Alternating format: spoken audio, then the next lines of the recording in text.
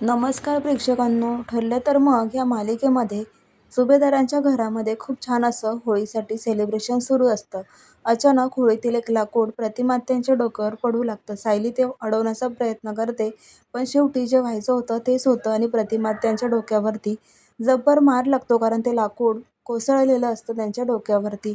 त्या जोरात खाली पडतात आणि सगळेजण धक्क्यानेच आता प्रतिमात्यांच्या नावाचा गजर करू लागतात. त्या बेशुद्ध होतात आणि त्यांना आता हॉस्पिटलमध्ये ॲडमिट करण्याची वेळ येते. त्याच वेळेला तर डॉक्टर सांगतात की कंडिशन खूप क्रिटिकल आहे. अश्विन आता सांगत असतो की रविराज काका काहीही करा, पण आता प्रतिमात्यांना रक्त चढवावं लागेल. त्यांचा खूप रक्तस्राव झालेला आहे. रविराज सर सांगत असतात की अश्विन, मग आपण प्रियाचं ब्लड सॅम्पल घेऊया का? कारण तिचा आणि प्रतिमाचा ओ निगेटिव्ह ब्लड ग्रुप सेमच आहे. आता ते दोघं जण बोलत असतानाच प्रिया हे चोरून बोलणं ऐकत असते. तिला माहीत आहे की जे सत्य आहे हे कोणाला माहिती नाहीये. म्हणूनच आता ती तिथून काढता पाय घेते. तिथून ती हॉस्पिटलमधून पळून जाते आणि फोनही स्विच ऑफ करते. तर अश्विन आता प्रियाला कॉल करून बोलवत असतो, कारण इमर्जन्सी तिचं ब्लड हवं असतं. प्रतिमात्यांचा जीव धोक्यात आहे. पण ही गोष्ट ऐकून घ्यायला प्रियाचा फोनच बंद असतो.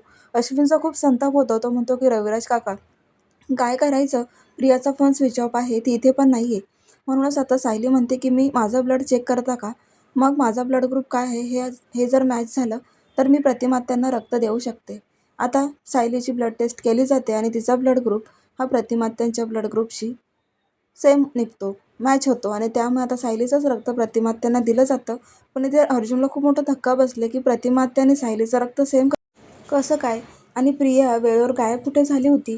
त्यामुळे आता प्रियाचं सत्य समोर येणार आहे की प्रिया जर प्रतिमाची मुलगी आहे तर रक्त द्यायला तिने नकार का दिला? सायली आणि अर्जुनला संशय आला आणि आता ह्या संशयाची सुई प्रियाकडेच गेलेली आहे. त्यामुळे पाहायला विसरू नका, कारण आता प्रियाचं सत्य उघड होणार आहे.